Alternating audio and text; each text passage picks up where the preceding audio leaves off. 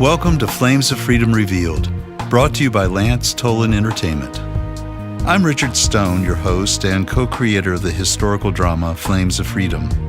In these bonus episodes accompanying our dramatic stories, we explore the historical roots of the Jewish quest for liberty with world-renowned scholars, authors, and historians.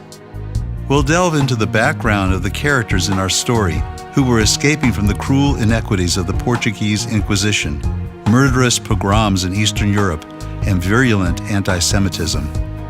Why were they willing to risk their lives to sail across the Atlantic Ocean to settle in the untamed wilderness of the new American colony of Georgia, founded by James Oglethorpe, but with no assurances that they'd even be allowed to come ashore? Welcome back to Flames of Freedom Revealed. Our guest today is Dr. Eliezer Papo, who is Senior Lecturer of Hebrew Literature at Ben-Gurion University of the Negev in Beersheba, Israel. He serves as chairman of the Moshe David Gaon Center for Ladino Culture and is the chief editor of El Presente, Journal for Sephardic Studies. In the previous segment of our interview with Dr. Papo, we explored several issues related to the world of the Jews of Sepharad and the many who converted and remained living in Spain and Portugal as conversos, or as they were referred to at the time, New Christians. We concluded with an exploration of identity and how the Jews of Spain had actually resided there long before Christianity came to the peninsula, yet the Jews never claimed Spain as their own. In this second part of a three-part interview, Dr. Papo continues to explore the world of Sephardic Jewish culture and the conversos, how Jewish, Spanish, and Portuguese cultures impacted each other, and how Judaism, as practiced by conversos in secret, was deeply affected by generations of living outwardly as Catholics. We pick up the conversation as Dr. Papo explains the history of the Jews and Catholics in Spain. The overwhelming majority of Catholics in Spain was not bothered by the fact that the country was Catholic. The same way overwhelming majority of Israeli Jews are not bothered with the fact that the country is Jewish. This is a democratic country. So if we ever wanted to have a civil marriage here, we would have it. It's that we don't want it. And why? Because we actually do want the rabbinate to control who is getting married with whom. We don't say it out loudly, but that's overwhelming majority of people are happy about the fact that if you really want to marry out, you need to do it the difficult way. It's not easy. You just don't go to the city hall and marry whomever you want. So there was a single group in Spain and Portugal that was bothered by the fact that these countries were Catholic. And these were the Jews who were taken from their Judaism by force, and they were never allowed to really assimilate. How come they were never allowed to really assimilate? Only a few years after the forceful conversion of 1492, Spain passes the laws of pureza de sangre, the purity of blood. And it turns to be that even if you are now full-fledged Christian that believes in everything that the Christian is supposed to believe and does everything that the Christian is supposed to do, but you happen to have Jewish parents, you cannot obtain certain positions in Spanish society. So you cannot attend university, you cannot teach at university, you cannot be this, you cannot be that. So these people were not allowed to really assimilate, and they were not allowed to stay Jewish. So they said, what's the problem of our life? The fact that the church and state are not separated. Well, let's get done with it. Let's separate the church. These are the first people who had this idea. So much before Spinoza, you have this idea of secular God, which the state laws should be based on his will, but he's not denominational God and so on. Much before Spinoza developed that idea, rabbis like Salomon ibn Verga, himself expelled from Spain in 1492, he wrote the book called Shevet Yehuda. He wrote the book The Scepter of Judah, and the time allows us, I could share a beautiful story from that book. A philosopher comes to the king, and he says, those Jews, they are refugees amongst us, so they should be modest, but they are haughty. In our own country, they hate us. And if they see Christian from far away, they say, may you die. Once he approaches them, they say, "How are you doing?" But as soon as he leaves, they say, "May the fate of the Paro, king of Egypt, fall on you." And then the king says to the philosopher, "How do you know this?" And he says, "Well, one of them who converted told me." And the king says, "Well, if he already changed his fate, he might be changing the effects also." So the philosopher says to the king, "Oh, go and invite one of them and ask them which religion is better. And you will see that these refugees believe that their religion is better than ours." So the king asked for Rabbi Shanji to come. And Rabbi Shanji comes, and the king asks him, "Which religion is better?" And listen to this, this is beautiful. And the rabbi says, "Well, I was a slave in Egypt, and God took me out of slavery, and he brought me to the land of Israel. So for me, Judaism is obviously better. With no Judaism, I would be a slave in Egypt still. And you are the mighty king of this huge country. So obviously God loves you on base of what you are doing. So for you, Christianity is better." So the king says, "I didn't ask you which religion is better subjectively. I asked you which religion is better objectively." So then the rabbi says, "Give me 3 days to think about this." So the king allows him 3 days retreat. The rabbi goes home and he thinks and thinks and thinks. And then he comes and his face is pale, like as if it was Tisha B'Av. And the king says, "What's wrong?" He says, "Oh, don't even ask. We had this jewelry guy in the community and he left and nobody knows where he is. But before he left, he gave to one of his sons a diamond, and to another of his sons, he gave him a ruby. And now those kids asked me whether they should each keep their own stone, their own gemstone, or they should rather sell them both and put the money on the table and then split them into two." So the king says, "Oh, interesting. What did you tell them?" He says, "Well, I told them, your father probably knew you better than I do. So if he gave you the diamond, just keep your diamond. He gave you the ruby, just keep your ruby." And the king says, "Well, that's exactly what I would tell them." And the rabbi says to the king, "Oh, why aren't your ears listening to what your mouth is saying?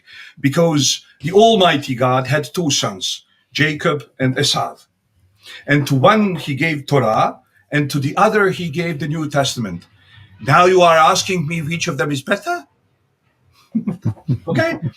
So basically the rabbi is saying, there is no answer to the question which religion is objectively better. Religion is a subjective thing. And then the king says a beautiful sentence. The king says, "Oh, now I see. The Jews don't see the truth the way we see the truth, because if they saw the truth the way we see the truth, they would follow the truth the way we follow the truth.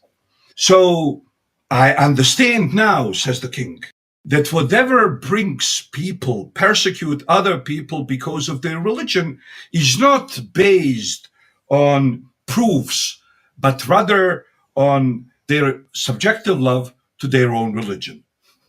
Okay, so you see, this is actually the nucleus. And he has few more stories like that. This rabbi, who was the rabbi of the conversos, that's a beautiful thing. What does that mean, rabbi of the conversos? He's Jewish. He never converted. He's full trained rabbi, but he's serving the converso community. so, Right. so the converso rabbi, the rabbi for the conversos, he's actually writing the book which contains few stories with what I see as a nucleus of the future idea of separation between state and church. What Rabbi Ibn Verga is saying, the state shouldn't interfere. The state should collect money for electricity, and the state should apply the criminal law. And religious preferences should be left. He is not into individual rights. The concept was not invented yet. He is into collective rights. So each collective has the right to pick its own religion, and the state shouldn't interfere. That's converso. That's a situational philosophy. Without their specific situation, they would never come with this idea. You need to be a converso to be bothered with the fact that your state is Catholic. If you are a Jew, you are not. If you are a Catholic, you are not. Only if you are a converso, you are bothered. Dr. Papo, you've just given us a wonderful insight into how the notions of the separation of church and state arose in the body politics of the early United States. It's amazing to trace this powerful idea back to the early evolution of Judaism as it was tempered by the forces of Catholicism. I'd like to ask you to turn your attention now to the many people in Portugal who were conversos, escaped, and made their way to England, as in our story in Flames of Freedom. The history of the Jews in England also is an interesting one because we know the Jews had been expelled there in 1290 and only in 1656 were allowed back into England. This was just 60 years before our story begins with the arrival of Dr. Diogo Nunes Ribeiro and his family, relatives, and friends, who escaped from Lisbon and arrived in London in 1726. Please elaborate on what the world of the Conversos was like when the pivotal families in our story arrived on the shores of England early in the 18th century, and by what means did refugee Jews at this time and place endeavor to find their identity? First of all, we need to understand that who left Spain in 1492 and who were fully Jewish in 1492, they didn't have a problem with leaving for a Muslim country like the Ottoman Empire. However, though, the Jews who stayed in Spain and later stayed in Portugal within few decades and certainly within few centuries, they internalized the Christian prejudices towards the Muslim East. For overwhelming majority of them, going to the East was not an option anymore. What was the option? If you go to a Catholic country, Catholicism is international, and the church law, the canonic law, applies wherever there is a Christian ruler, wherever there is a Christian church, and the Catholic Church is centralized. They couldn't leave for a Catholic country, mostly. Why? Because in Catholic country, if they were to re-embrace Judaism openly, they would be persecuted as Judaizers. Why? Because they were Christians at a certain point. And now, like in Italy, in certain city kingdoms, if conversos would bring enough money, then nobody was really into what religion they are practicing. But this wasn't a solution for all of them. There were a huge community. So not all of them could move to small Italian cities. It wasn't an option. So what happens is they cannot move to Catholic countries. They don't feel like moving to Muslim countries. And then the reform of Christianity and the establishment of Protestant countries opens a new door for them. In England, it was worse to be Catholic than to be a Jew who returned to Judaism. Because a Jew who returned to Judaism from Catholicism was not necessarily totally satanic. But the Pope was considered to be Satan by most of the Protestant denominations in those times. One of the papal titles is Vicarius Filii Dei, the vicar of the Son of God. And then V is 5, I is 1, C is 100. So according to Protestant mathematics, it adds up to 666. So the Pope is 666. He is actually the Satan. He is the Antichrist. Now, if you are Jewish, you are allowed to move to England once the Jews were allowed to re-enter or to enter again. Then, if you are a Catholic, you are not allowed. But if you are a Catholic who wants to return to Judaism, then you are allowed. And this applies not only to England, it also applies to Holland. The Jews were actually accepted because Judaism was lesser evil as far as Protestant countries were concerned than Catholicism. That's one aspect of it. The other aspect, and that's interesting thing, the authenticity and the search for authenticity. So it's interesting to start checking, when does this start? Who were the first people who felt unauthentic? Where did they go for something more authentic? And then, you will discover all these Ottomanophiles like Lord Byron and this fascination of the West with the East. But you will never find an Eastern person going to the West because he felt unauthentic in the East. And he's going to the West to find authenticity. No, many Easterners are going to the West. And this is happening in front of our eyes right now, with everybody from Syria coming and the people from Iraq going to Germany and to Western Europe and to England, America, and so on. But they don't go to look for authenticity. They go to look for better, higher standard of life, better living conditions, bigger personal freedoms, especially sexual freedoms, and so on. If anybody goes any place to look for authenticity, these are the Westerners going to the East looking for authenticity, looking for yoga. I cannot help myself but think that one of the first Westerners to feel unauthentic were the conversos. And they had many reasons to feel unauthentic because they were actually forced into another religion. So they knew that somehow they were violated, but they couldn't take the virus out of their system. So they felt contaminated to the extent that they cannot restore the system to its original settings. Now, why is all of this important? Because these people who from certain century on are not really leaving for the Ottoman Empire because they can't live there. The temperature is complicated and the climate is complicated and there's plenty of viruses and hygienic conditions are not extremely welcoming and so on. But however, though, once they establish their own communities, they bring the rabbis from the East. Why? Because those rabbis, with their Sephardic Ottoman Oriental attire and with their Sephardic pronunciation of Hebrew, they sound authentic.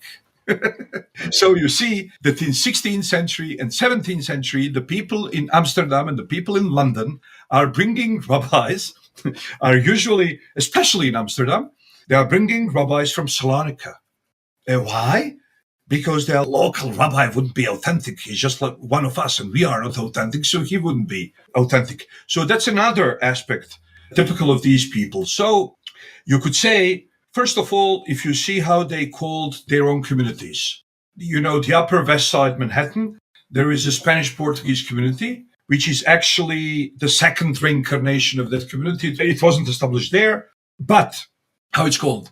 She'erit Israel, the remnant of Israel.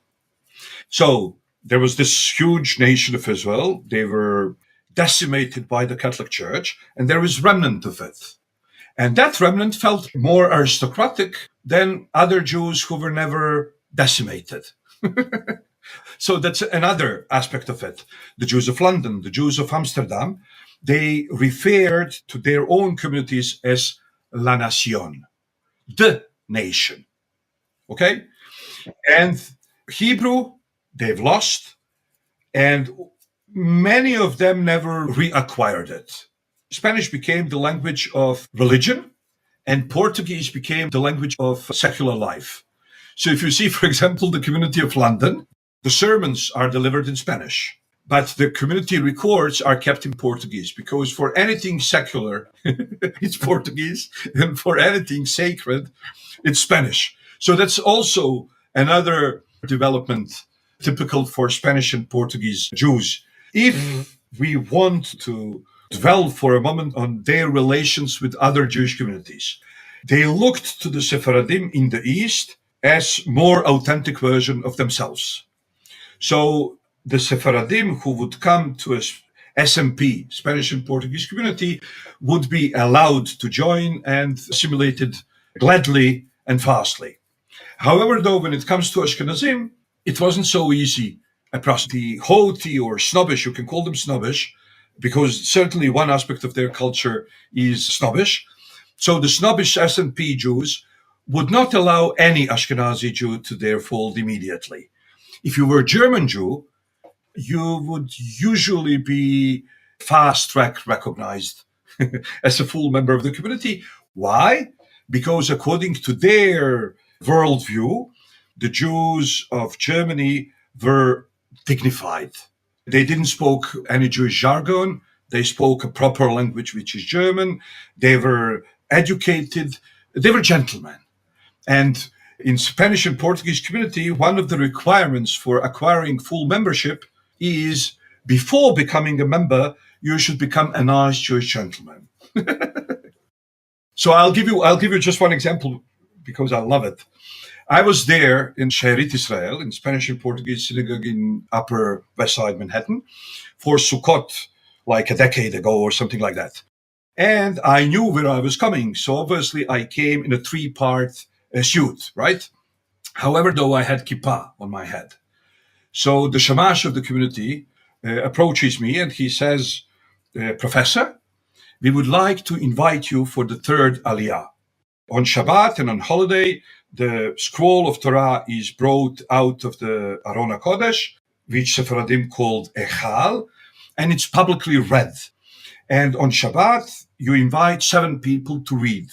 So the first Aliyah is Kohen, the second Aliyah, Kohen, another words, a person who has second name Kohen. Second Aliyah is always given to a person who has a second name Levi. These two are, sold before the game. But then from third Aliyah on, you can sell the Aliyot. That's what Jews do. You sell the Aliyot, or you give them as a token of honor to distinguished guests which attend the synagogue on that Shabbat. So I was approached by him and he says, we would like to honor you with the third Aliyah, but we do feel you might be a bit underdressed. Okay, so I look at myself, I'm not nude and I'm not in shorts and I'm wearing my shoes with my socks. I'm not an Israeli with the sunglasses on the top of my head. And I say, is there any way you could help me fix that? And he says, if you would follow me.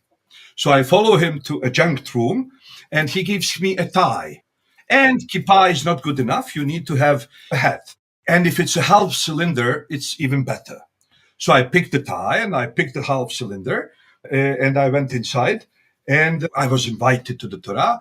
And then there is an Israeli sitting, in the first next row, and he turns to Gabbai in English and the Gabbai speaks to him back in Hebrew. And he had the sunglasses on the top of his head and he was in shorts and he was in short sleeves. So after the Gabbai left, he turns to me and he says, how did he know I was Israeli? And I was like, no. So I'm always saying the service in the Spanish and Portuguese synagogue is a beautiful combination of traditional Sephardic prayer and Freemason ritual. So it's very ritualized and it's very dignifying. So when the people walk to the Chal to bring out the scroll, they don't go foot by foot. No, they make one step with their right leg, then they bring their left leg to the right leg. Then they proceed with their right leg. So bringing out Sefer Torah is 5 minutes ritual. Fascinating. Let's pause here and we'll continue this conversation in the third part of our interview with Dr. Papo.